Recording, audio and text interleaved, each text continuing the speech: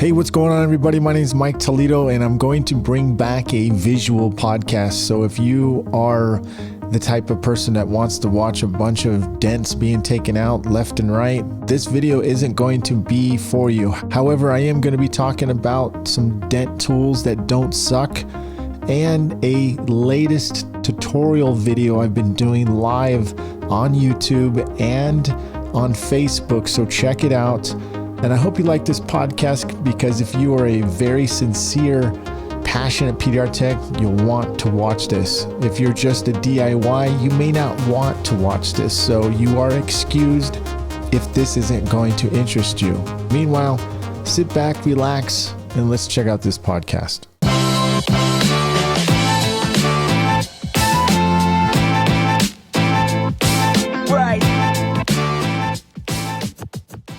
All right, what is going on, everybody? My name is Mike Toledo. I have a special guest here, actually a throwback guest. I'm going to go ahead and welcome him right now before we really kick it off. Daniel Gromm, how you doing, Mr. Happy New Year, man. Happy New Year, man. It's been a while. Gosh. Good to be on Mike Toledo's podcast. Oh, boy. I'm excited. There you go. Who else am I to call? I've got a new segment called PDR Tool, the top PDR tools that don't suck. Right? There you go. That's what we're going to do, right? And it's the truth. Daniel, you and I, we started PDR Tool Time along with Vince and John Hiley and back in the old days, and that's what we talked about all the time was tools. Me and you were like tool fanatics. Yep, we still are. One acted like he was a tool fanatic, and Vince just pretty much says, "I don't buy tools." Yeah, he was Scrooge. He's changed. He's changed so much now. He's done a complete U-turn, and now he works for one of the biggest tools. Oh, now he's like, oh, that's part number 5678 Force 2-7. Mr. Encyclopedia now, man. Yeah. How you been though, man? Yeah. How's the new year kicking? How was your? So far, so good, man. I'm really excited. I've been doing a lot of home improvements at my shop. I repaved my parking lot. I did a new sign. I put in a in-ground flush mount lift. Scissor lift, so it lifts the car out 4 feet, but it's flush with the ground, so it's totally legit. Just it's epic, man. It's just every dent guy's dream. So jelly, dude. I am so jelly. My heart hurts looking at it because of knowing that it needs it. You know what I mean? So I'm getting there. I'm decided. I'm like, should I do the same thing as Daniel did? It's not my shop though, but sure in the hell it'd be nice. People are putting lifts in their shops, regardless theirs or not. Anyways. Yeah. Now I think you're ready to buy your own shop. That's the next step for Mike Toledo. And that's what I'm going to encourage you to do. That's what I encourage every dent guy to do. You know, it's not hard. Partner called the wife. So we'll find out, dude. Yeah, I know. Look at Daniel. So, hey, by the way, we are doing a video. Yep. So if you want to see this video, I will be posting on the social medias, but you can go to denttimepdr.com. You can check it out there. If you're listening to iTunes, there should be a link right back to where you can watch this video. I think I'm going to start posting this stuff on my YouTube channel too as well, because it's important, I think. So, regardless. So, Daniel, let me kick this off real quick. Can I? Here we go. 3, 2, 1. Here we go. Welcome, Daniel Gromm. This dude has more ideas than I can dream, dude. What the hell do you do with all your damn time? Like when you're pushing, it's like meditation, isn't it? You're like thinking about tools constantly. Oh yeah. It's like, it's funny as you say that, because there's a tool idea I've had for a long time. And all of a sudden I see another tool come out, and that inspires me. And I go, okay, what if I take that tool and marry it with my idea? Oh shit, that could work. And all of a sudden I'm like there on the drawing board. I have a little black book. I jot down all my ideas, because then, 2 hours later, I forget about my idea, what I thought of, and I have to go back to my book. So I have my little black book, and I write it down and get it out of my head right away. That's the most important part. And start trying to work it through of, okay, how do I make a prototype? What's the easiest and fastest way to make a prototype? And try to get to that step. One of the things I had a privilege of working with Chad Peterson, and he came to my shop last year, and I told him of an idea I've had for a long, long time for a tab. And he goes, well, let's make it up right now on a CAD drawing. I'm like, what? He brings out his laptop. In 5 minutes, he whips it out in a 3D image, and I could see it. And once I saw it, I was like, oh, we need to adjust this and adjust that. And all of a sudden I'm seeing what my idea in 3D, which makes a huge difference. Problem is current manufacturing process will not be able to make it. So it's back to the drawing board of how to figure out how to bring it to reality, because it's the way the molds work won't let you do it. But that's how that's how my brain's always working, man. I'm always thinking. Wow, no kidding. Jesus. Freaking Don. Your head is always going like back and forth, dude. Yeah. That's you. I'm a tool fanatic. I use the tools. I actually talk about the tools. You help. You're like, you make a tool better, but you're a silent partner almost, man. Like you do post things quietly, but you're not like, and it's not a bad thing, but you're not like me, like, okay, guys, let's see what this tool can do. I'm like, I'm in it. I'm talking about the tool. In fact, I got so many tools lined up. I got to talk about a few, but how do you get your point across, Daniel? And then we're going to get to your top 3 tools too, as well. Yeah. Your tools. Well, but that's the part I need to get better at. I need to get better at what you do. And, the problem is, my shop is so loud, and it's hard to get good audio, and then time to edit. I'm getting my son to start doing some editing for me. So I'm trying to get better to be able to be more like Mike, but hopefully that'll come. I don't know. I think the shop environment people would expect, I think if you have a decent mic, which you do, you have a lot of good, decent mics. And anyways, I just think you just need to get it done. Yeah. So, I've been watching this. There's a new show on Netflix that you got to check out. It's called The Repair Shop, and it's set in England. And find these things on my brother turned me on to this one, but it's in England, and they work out of this old barn with a big old thick thatch roof, and people bring in their antiques to get repaired. Well, inside the barn is all these experts. So there's like a metal expert, there's a wood expert, there's a leather expert, there's a ceramic, there's a watch guy, and they help people bring back their treasures. And it's so interesting. But what I learned on this is watching like the watch guy, he's sitting there meticulously fixing this watch, and it's mesmerizing. And I'm like, you know what? I've got to realize that people want to see our craftsmanship, and we think it's boring, but I think people would, if you just put a video on somebody and not do time lapse, I think people would watch it. I think it's mesmerizing, and I think that's what we've got to do more of. Guys, I watch all kinds of shows on YouTube, and I like to see what people like to watch.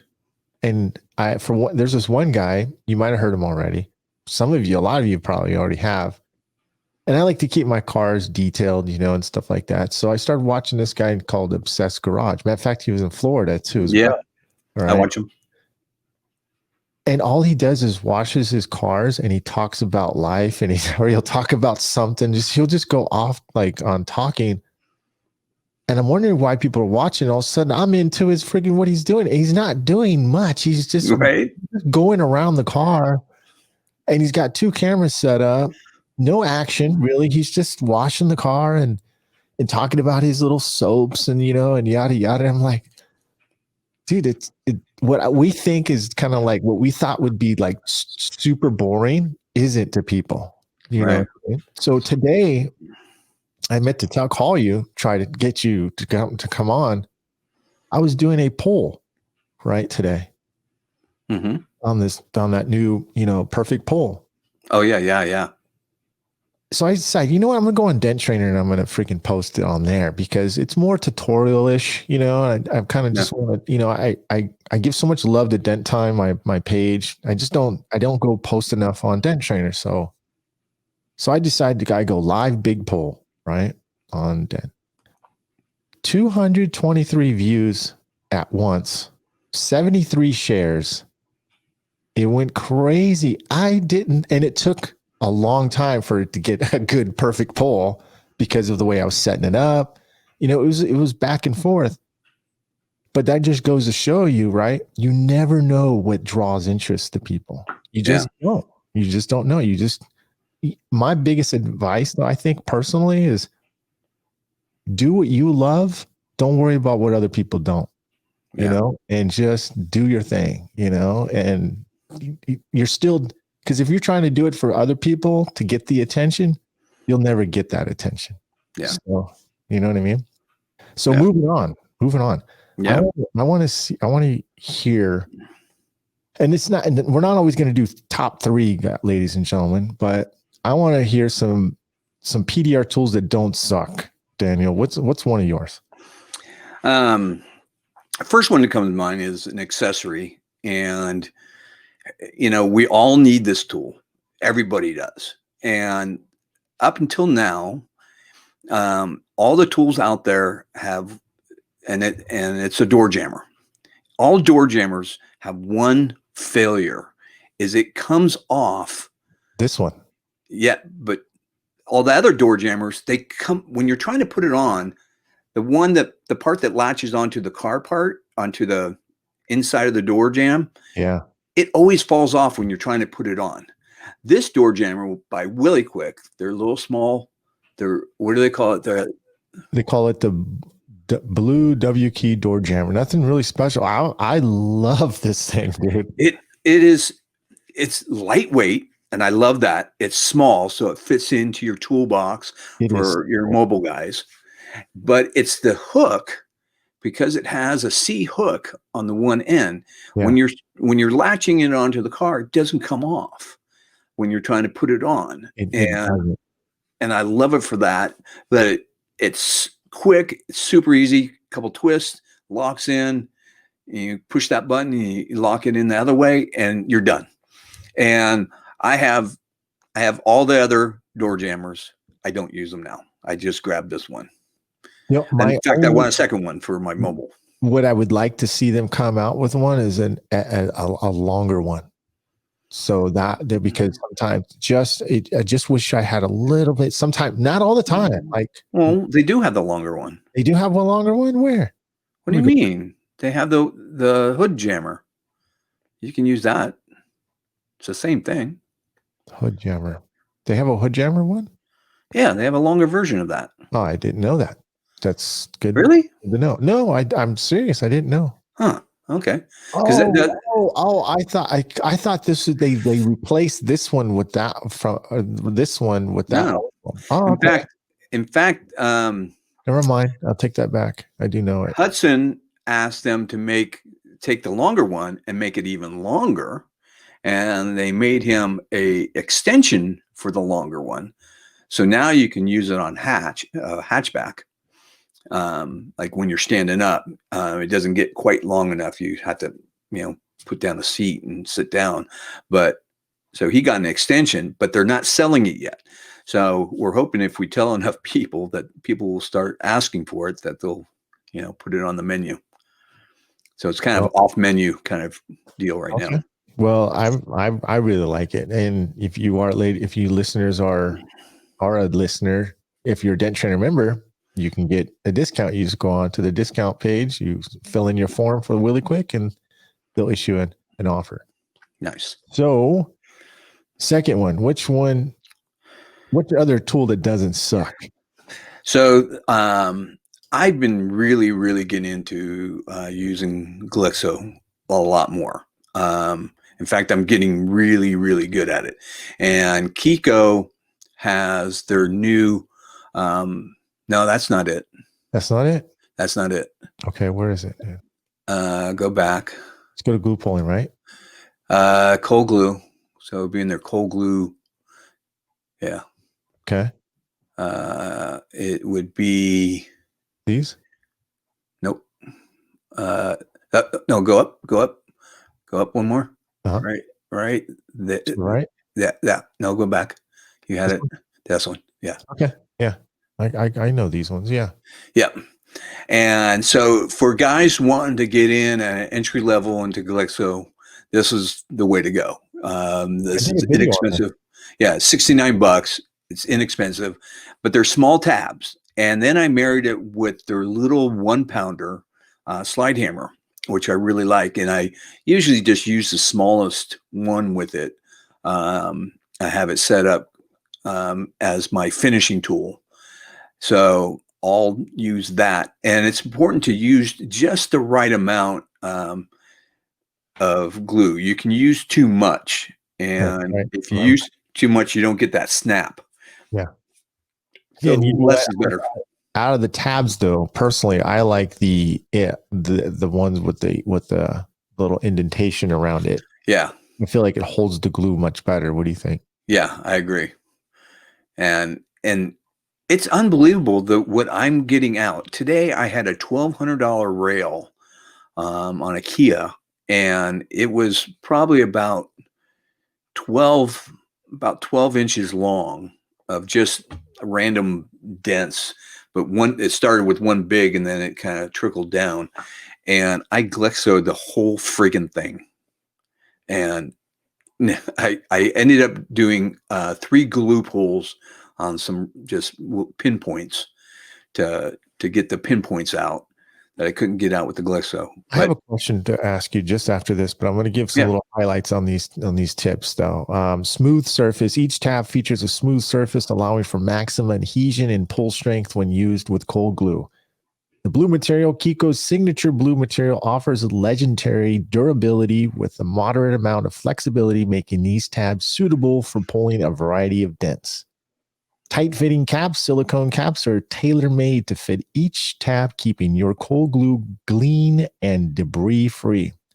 Universal adapter. Quickly attach cold glue tabs to your favorite slide hammers, sold separately with the universal adapter.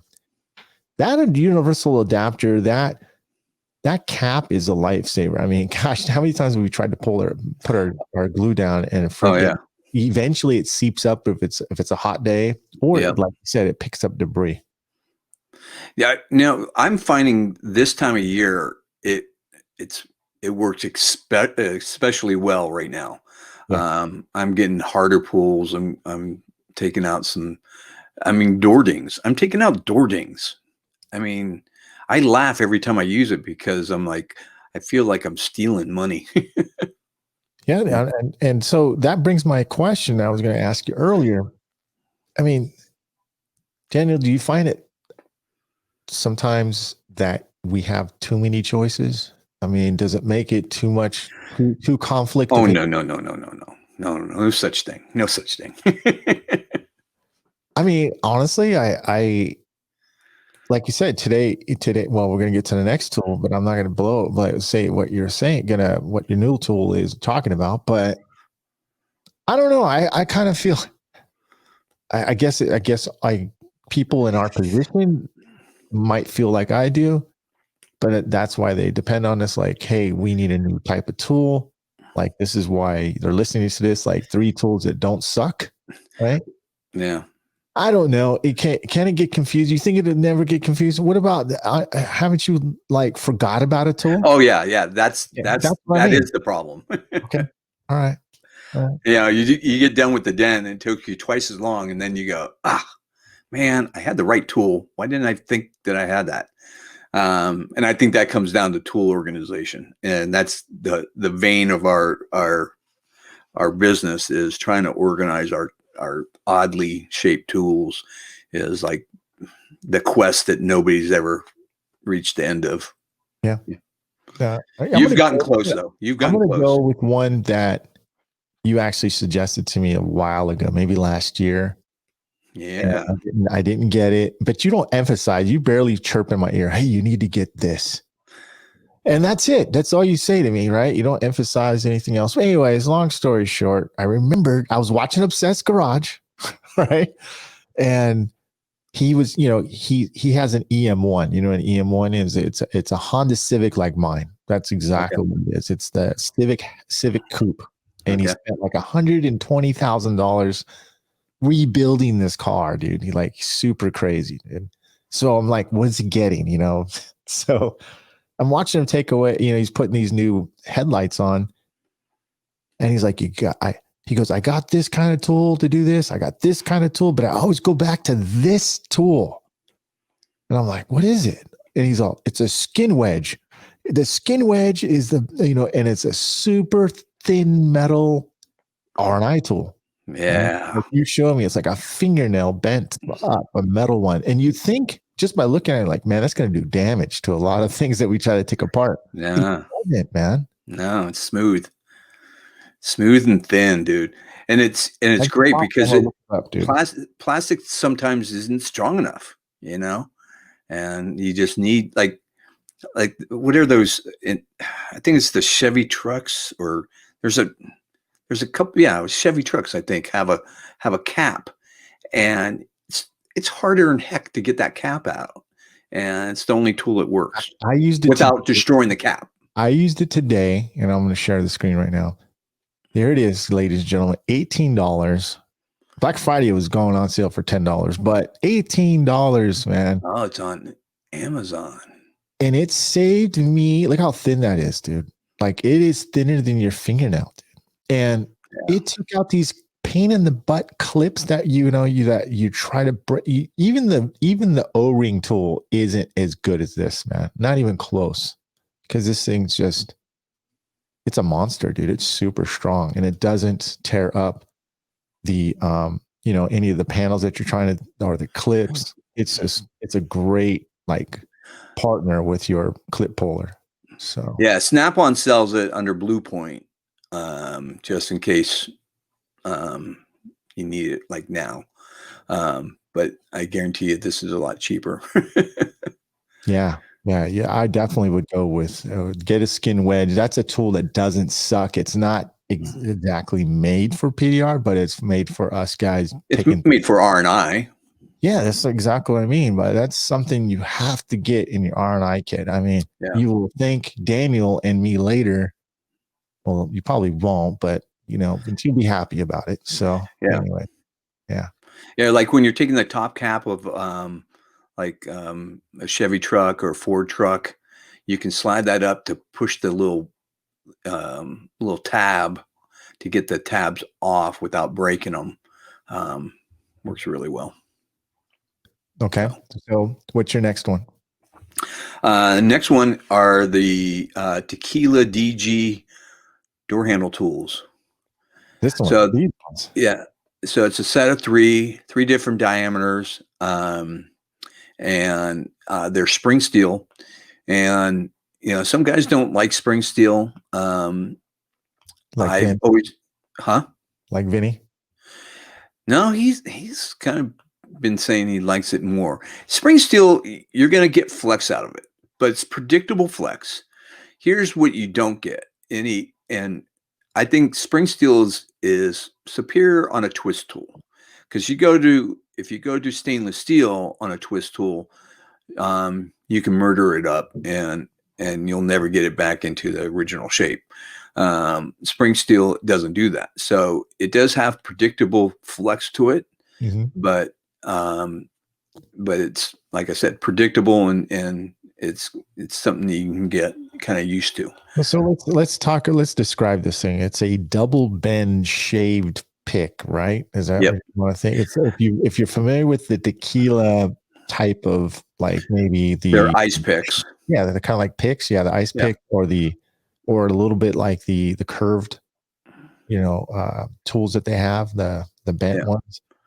It's kind of like a tip like that, but Yeah, they came out. They came out with the ice picks, and I called up Craig and I go, look, these are great, but I want one with a double bend in it for around the door handles. Slide up underneath the mechanisms or underneath the brace. You go through that factory hole in the door jamb and get up on aluminum panels. It's a nice sharp tip. So if you got and you tend to get little sharp pinners around the door handle for some reason. Yeah. And you need a sharp tool, and especially on aluminum. And they're just kind of the go-to for that kind of a thing. But they obviously work in so many other different places. Yeah, I like them, dude. I feel bad because I had them and I was using the first day or two, and I put them away. And I have I have a tequila drawer, and I forgot all about those. But I was always going to the other ones. I used the door lord sets and stuff like that, but I wasn't thinking about tight access areas around the door handle yet. But yeah, that's good. So those are some tools that don't suck, man. So all right, definitely get your fingers on there. I'll put a little links down there on the show notes so you guys can check that out. So let's talk a little about MTE. Why we're here, because you're a big MTE supporter.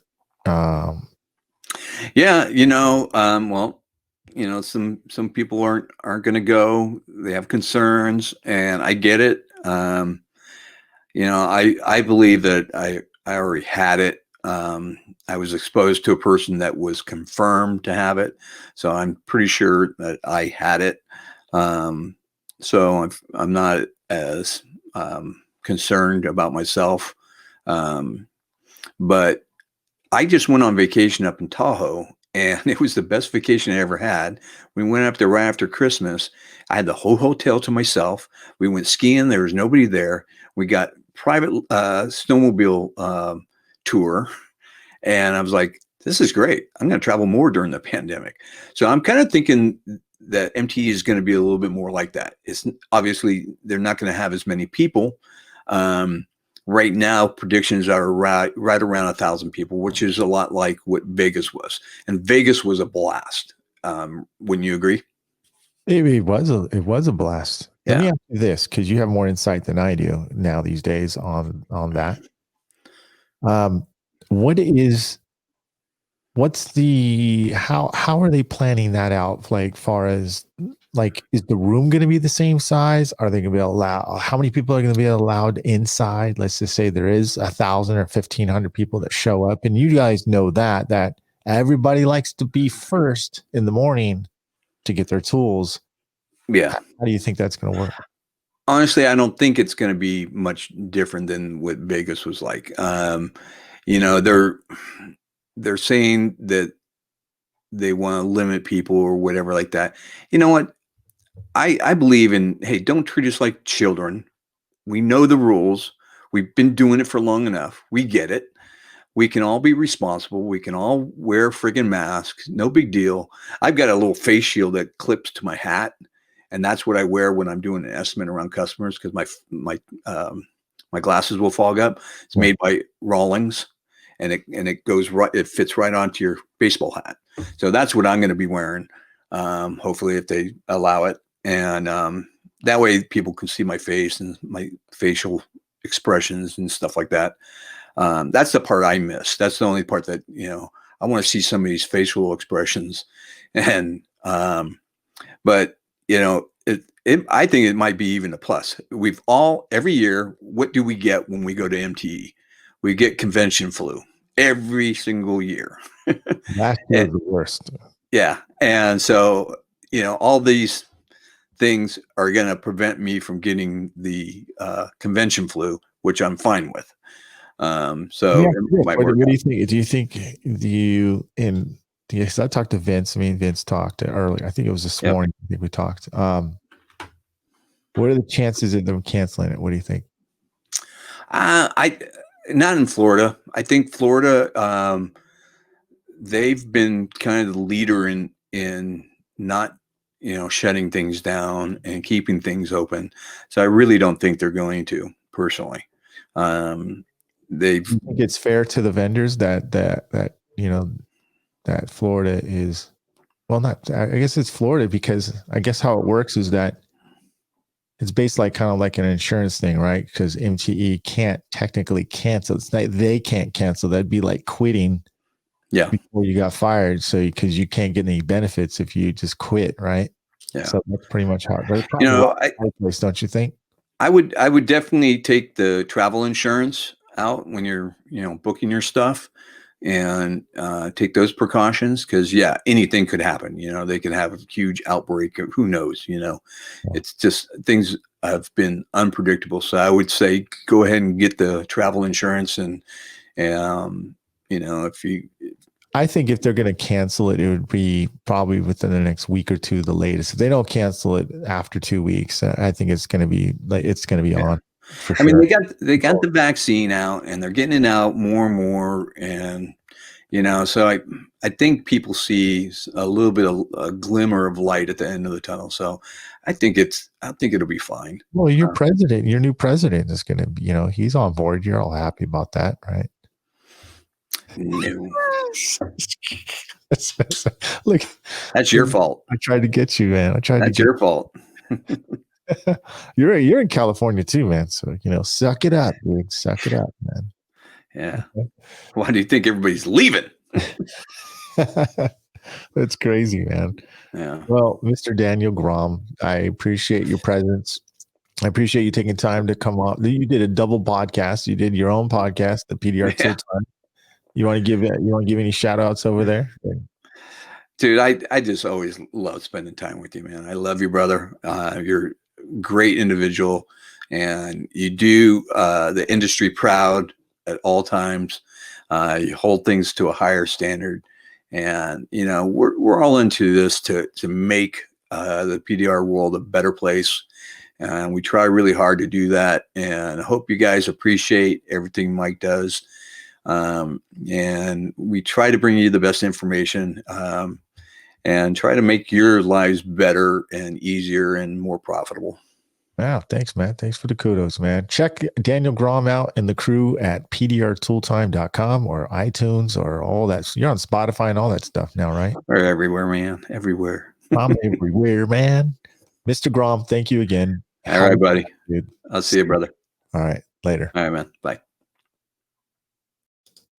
Okay, that was Daniel Gromm, and we are going to get back into the next segment as we get cracking. I didn't even give you guys some segments, did I? Mr. Segments, what can I say? Okay, I think I'm going to go back to what I was using today. I was using since we're on the topic of tools, I was using a apparatus, a tower, a glue pole tower. It is probably I would say the best engineered. Some might say it's over engineered. I not say some. I bet there'll be somebody that says it's over engineered. I didn't think so.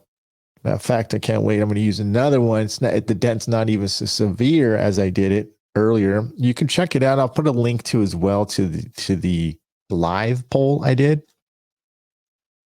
And I had a nice dent on the front fender. Really nasty. It was a nice crown, like it was hit on a Toyota Highlander 2016 front fender. Nice smack on it, and the body line was pushed in, and it had a crease above the body line, a deep crease above the body line, and above the crease it had a giant just mound crown. And it did have a little bit of paint damage, small scratch inside the crease. So what I did is I set up a centipede tab from Kiko. Now Perfect Pole. I'm referring to Perfect Pole. If you want to check out the website, perfectpoledent.com. Now, before you go over and leave my podcast and go click on it and go see what it's about, I have to warn you, it's not cheap. If you're a serious PDR tech and you have a shop I would definitely think about investing in this one because it's so nice. But I'll let you be the judge of that. Mark Jackson is the creator of that pole tower. You can also set this pole tower up without. There's a long bar that goes underneath, and what it can do is, if you take a jack, you can lift it up, and then it's got these little spacers that you can put underneath, and then you let the car down, and the car's weight goes on the spacers, which goes down and pins down the bar below it and holds the tower in place. It's pretty cool. I'll put some pictures up too. I got a lot of show notes to put up there. So this podcast will be interesting. You probably want to rewatch or listen to the podcast because now you want to see visually what I'm saying, because I got to edit this video and I want to put some, I'll put some video. I guess, yeah, shoot, I forgot I'm recording a video and at the same time a podcast. So you'll definitely want to see this. Gives me a good chance to put this in there. I'm not sure how often I'm going to do these video casts or video podcasts, but I'll try as much as I can, especially if it's something to do with this. I'll definitely be doing these for the segments, what PDR tools don't suck. And I'm going to probably do some YouTube videos of that. So don't anybody try to take that. That's mine. PDR tools that don't suck. Anyways, let's get back to the tower. The tower is, what it does is you have a strap, and I'm going to tell you some tech tips that I learned today that I didn't know. And apparently that's what I get for not reading the comments. But how am I going to read the comments when I'm in the middle of a friggin' repair? So I decided, as you mentioned, you heard me earlier, go live on Dent Trainer. You know, I was figuring I'd get my typical 15, 20, maybe 30 people that, you know, are interested in watching this poll. Turned out to be 223 people at once, 73 shares. Not that I'm like, you know, that's, oh, look at that. No, what I was mentioning is that, you know, you guys should be promoting what's exciting to you. I promote and do things that are exciting to me. It's just you never know what's more exciting to them. So keep up your doing what you do and what you love. Who cares if you're just putting up a live video or you're just recording yourself opening up your hatch or you're sliding open up your door and you're taking out your tools? Someone thinks that's super interesting. Somebody wants to be the fly on the wall. They want to see what you do. They're interested. Again, going back to the pole tower.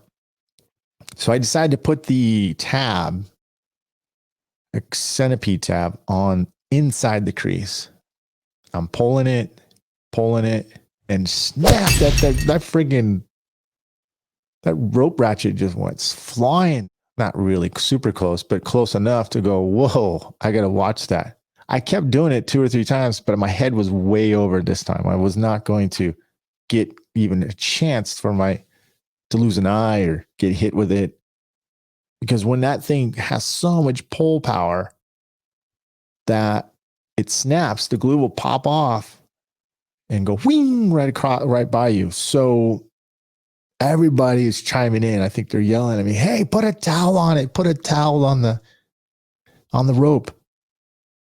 What it does is it absorbs the snap and it just drops the rope ratchet the strap ratchet down and not flying across you. So that is a tech tip I learned. Some of you probably don't know that. So that's why I'm mentioning it, like myself, who may not do those type of repairs or brand new who want to do that.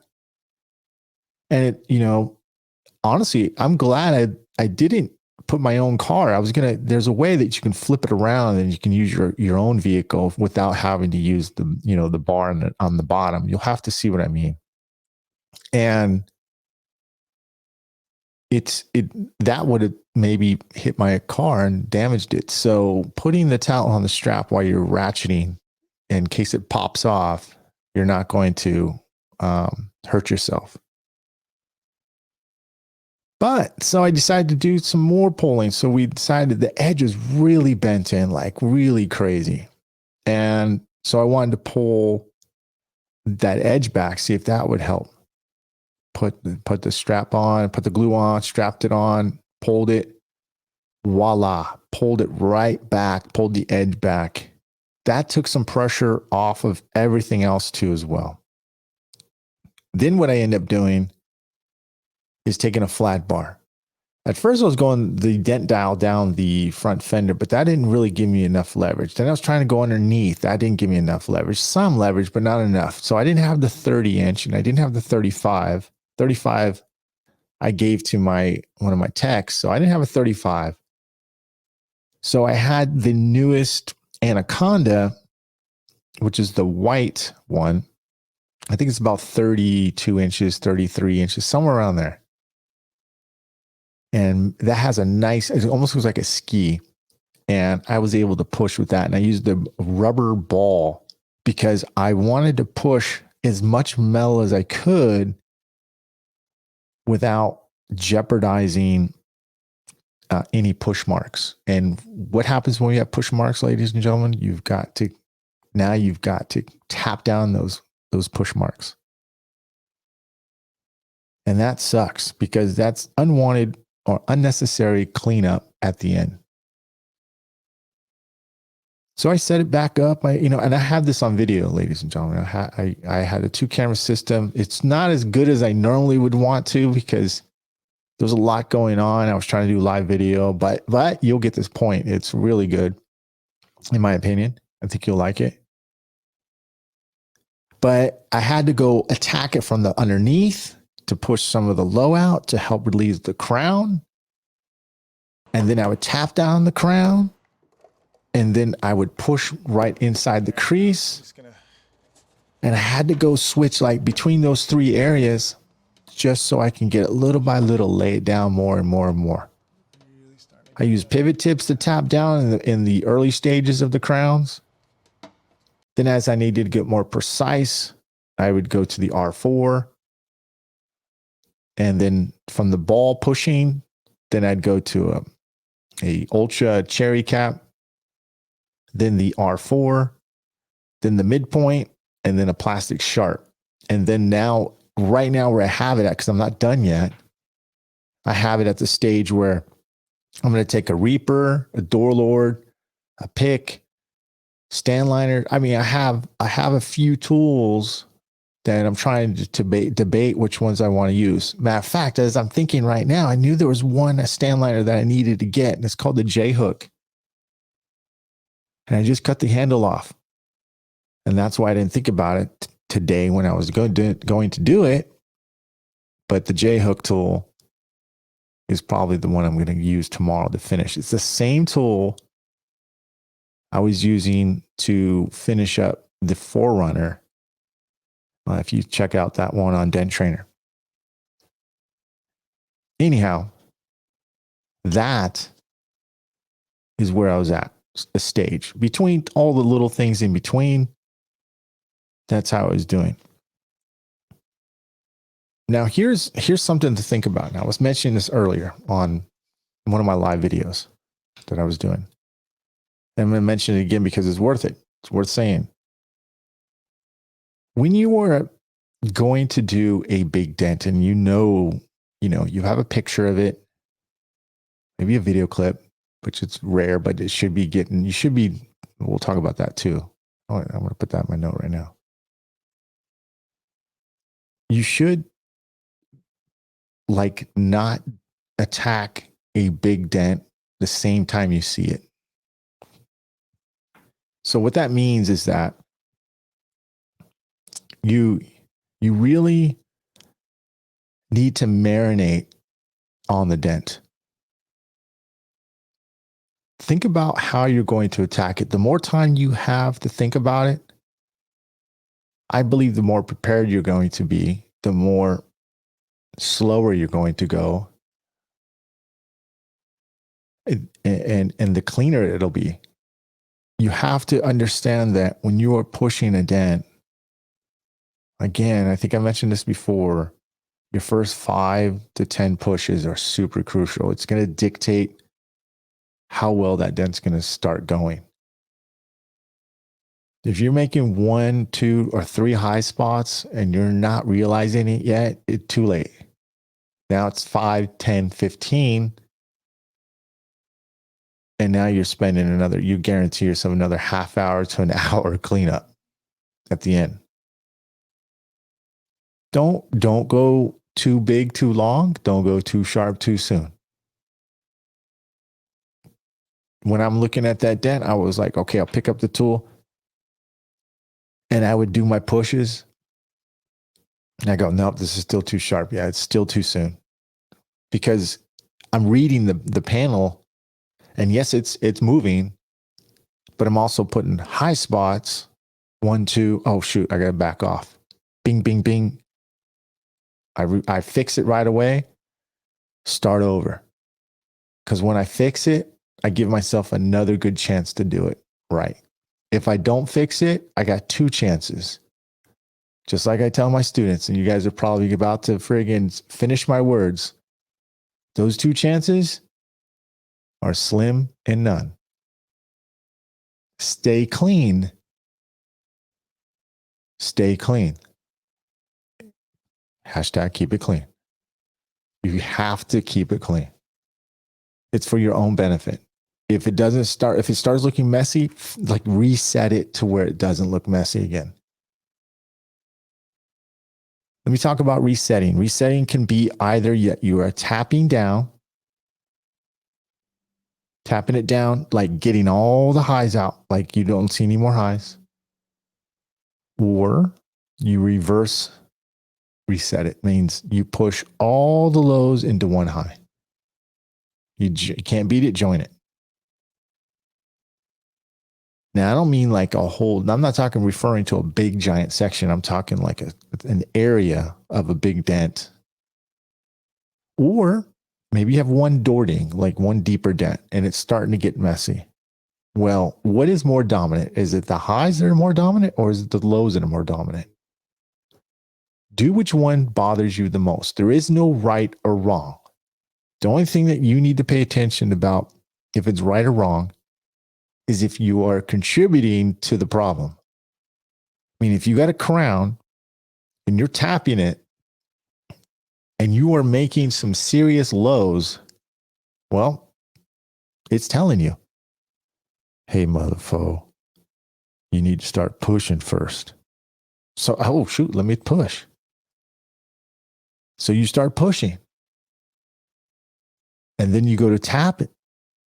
And all of a sudden it cooperates. You're like, oh man, this is way softer than the last time I pushed. That happened to me on accident back in the day. But now I understand it. That's why I'm trying to help you understand it. It's all about being clean. It's about how to understand the panel and reading your reflection. If you don't know how to read your reflection, move it. Communicating with your board, your reflection, your light is about moving it. Switching sides, turning it at an angle, you getting off your butt, you sitting down, you getting your head way under the dent, looking at an angle, looking at eye level, looking at it above as you're moving your reflection. I tell my students, you're Sherlock, the light is Watson. You have to both solve the mystery together. You will not be able to solve the mystery without your partner, Watson. You want to really understand it? Take away Watson completely. Take away your light, your reflection board. Try to fix that dent without that. See, your problem is you don't ask enough help from the board, from your light. It's going to tell you, hey, you got a high spot. Hey, you need to tap that down. Hey, push that low. Hey, there's a crown. Hey, there's a crease right here we didn't see. Hey, we still got to push, or I still got to tap. It's going to tell you all the details you need. You just got to move the mofo. You just got to ask. Asking is moving. It's so simple, yet we make it so difficult because we think, I wonder what Mike did on that dent. He must have used some magic tool. He must have used the big, nice tab on that. No, that's the easy part. You know what's more difficult than pushing is tapping down. You can't push if you can't see it. You can't tap if you can't see it. Again, if you can tapping down is easy. Pushing is easy. Seeing the right dent in the right point of view is hard. You ever try to look at a dent, look at it sideways? Like, you know what's crazy is I'll teach my students, right? Vertical crease, right? Boom, I'll put it horizontal. They are lost as a mofo. Why is that? Because the peripheral is way different. You're forcing yourself to only want to look at the one way, and you're not universal. You're not black belt enough to be able to learn different ways. You have to be better at everything. The leverage is totally different, but you have to learn how to push and get used to it. Force yourself.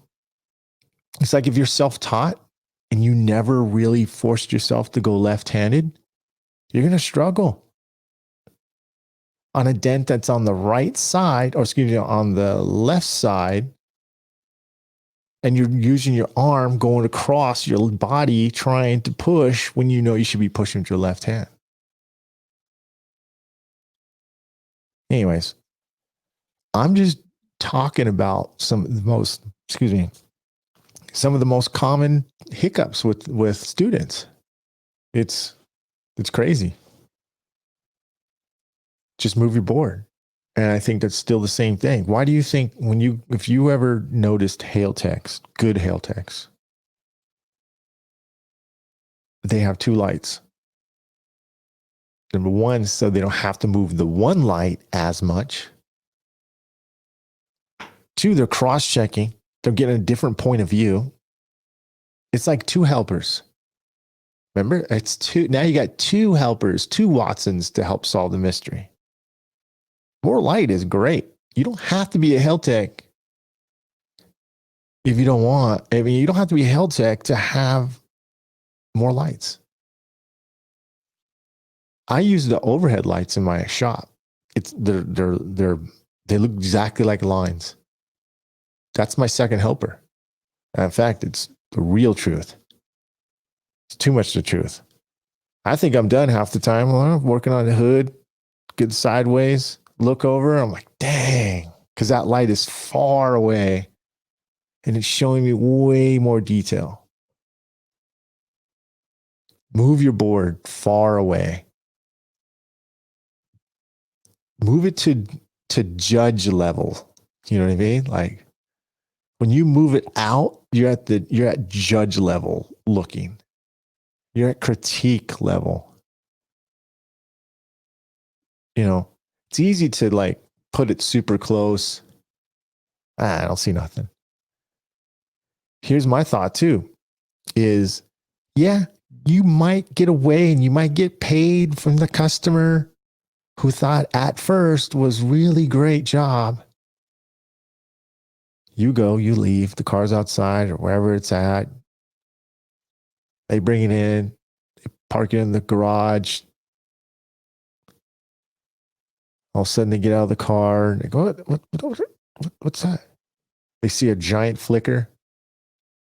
Oh man, I can see that now.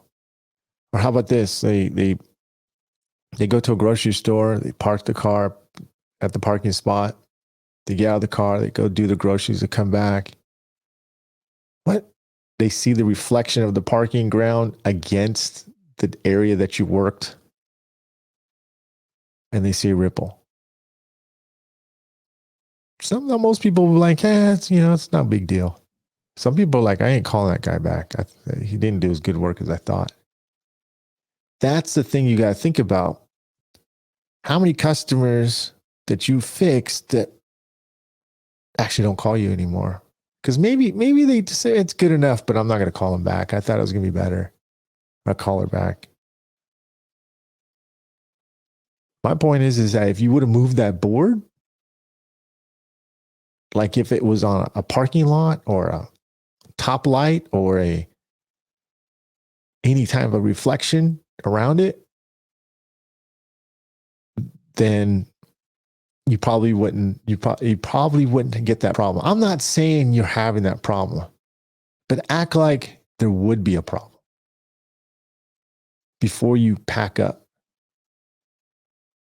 before you call it good. Did you cross-check it? Did you put the light back? Did you get down on your eye level, on hands and knees, and look at eye level at the dent? Did you check both sides? There. I don't know. Gotta focus for a second. So make sure you check your reflection. The more you check your reflection, the cleaner dent you're going to have. What else is I going to say? All right, you guys are going to friggin'. So I thought I was recording. Well, I was recording my podcast, the other part about dealerships. And I thought I was recording it on here, the video that you're seeing right here, but it didn't record here. It just recorded on my computer. Anyways, I have two recorders. I always record two ways. And anyways, this video didn't record. So I had to kind of step back in here, come do another video. I'm not going to do the whole video thing part as far as the dealerships and a little bit more that I talked about. I encourage you to listen to the whole podcast here and catch up to this point right here. And I think you'll enjoy it because it's almost like two podcasts then, because I didn't plan it this way. Actually, I thought I was just going to call Daniel Gromm and we're going to do a phone call. But I said, well, fine, we'll just do a video about tools that don't suck. So I'm going to kind of just go a little bit more gibberish on this part. So again, it's kind of like you don't listen to the podcast because it's different than what I'm telling you here on this video at this point. Okay. So some new things that I think I want to do this year. So I want to do a lot more, I'd say, video for Dent Trainer. I want to do more video for YouTube. And I don't think I want to do any more podcasts than what I'm doing now. I might do more in between, but I'm not gonna go once a week. It's just too much for me to do all at once. But this video thing, it's you guys know me. I like this video thing. I'm gonna upload some of these to YouTube, and I think it's just something easier for you guys to kind of watch. Sometimes you guys are more visual than you are a listener, but then again, it's easier to listen when you're working. So I'm going to come out with the new series called PDR Tools That Don't Suck. And I'm also want to do a series where I'm going to go to other PDR techs, their locations, and do ride-alongs with them. And it's going to be called Ride-alongs with PDR Masters. Techs who will share how they run their, maybe a wholesale account, or how they, they go from place to place with their retail jobs, body shops, wholesale accounts. Like I said, we'll take a look at their tour of the vehicle, see how they roll, how they're organized, how they're not organized. Yeah, I don't think that really matters too much as far as, as a judge, as a tech. It's pretty cool though to see it. But again, I don't think I don't think that really matters. But it's 2021, and I'm not sure, what's going on for this 2021. It's pretty hard to say for sure, what's going to happen. I think I can make a positive guesses, which I think hopefully by May, June, we start seeing some normalcy a little bit. Speaking of May, we are talking about Mega Media event. So you heard it on this video too. I'm not going to really promote it beyond this right now. We're just kind of just little by little, you'll be hearing more and more about it. So we were getting a lot of people asking us about Mega Media event last year. Of course, it was the right thing for us to do to cancel the Mega Media event, which was going to be held at my shop. But we're planning to have it somewhere else. So it's not going to be in San Diego. It's going to be in Texas at Anson's new spot. So we're pretty excited about that. We will announce some of the dates as we go. So, but it is going to be in early May. So make a note of that. If you're interested in coming to Mega Media event, you guys know me and John, we love to bring it, and we're going to do a little something new, something I've been watching and learning and kind of like, not learning, but understanding what the PDR industry would like to see, how to make the industry grow for your own company. Joe Garcia, not Joe Garcia. Someone messaged me. Can't remember who it was. And no, I'm not going to mention any names. And he might not appreciate it. Someone messaged me and said, Mike, I just see before and afters, and I just don't. Nobody like talks about pricing or shows their face or does anything. And I said, it's because they just don't understand yet. They just don't get it. I'm telling you guys need to put more profile photos of yourself up. Do some more live videos. If you don't know what to say, then write it down or think about what a customer would want. Go to your own website and look at the information. Look at your facts. Do some videos about your facts.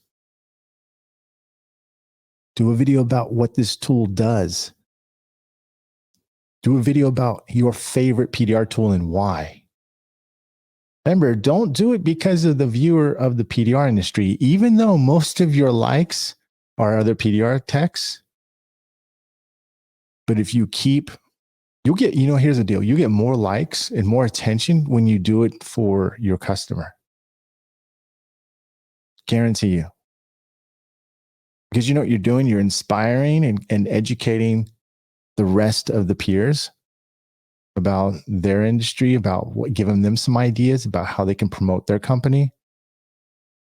And it excites them because they can see the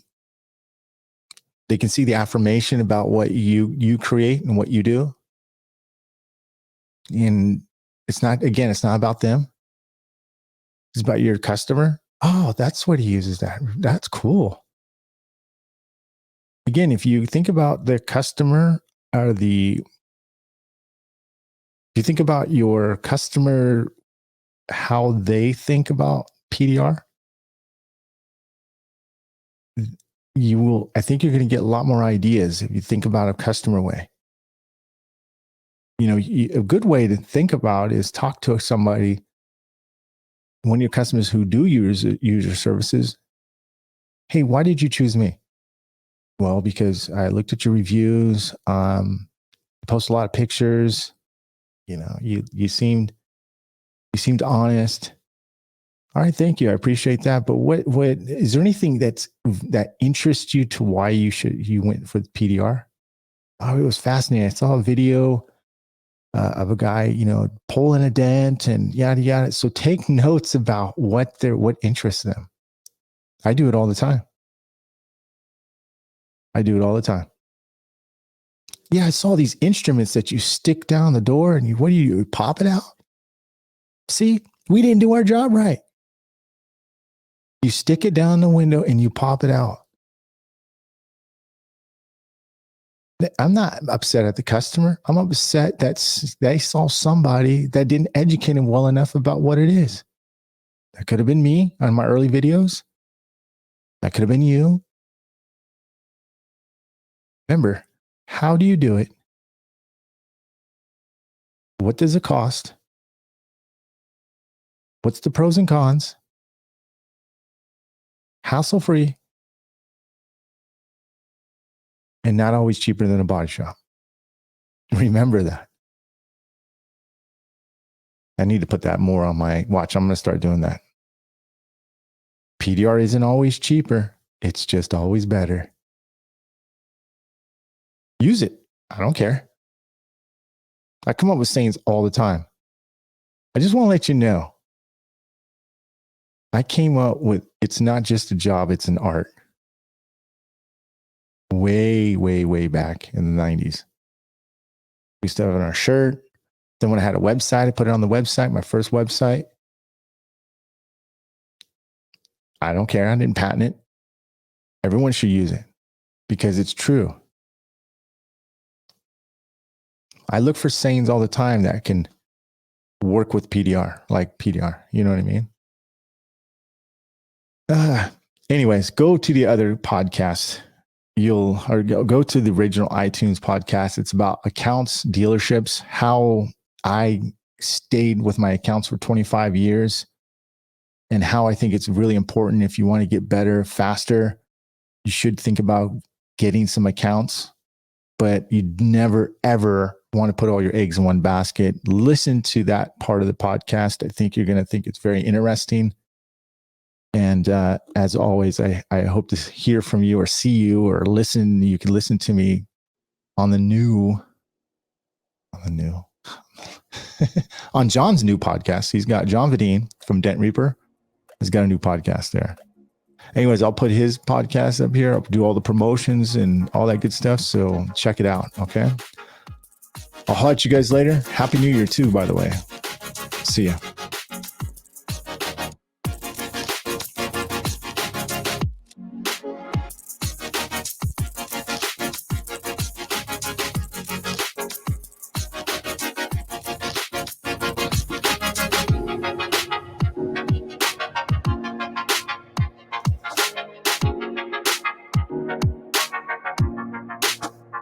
Oh, yeah, he stayed around for the afters, huh?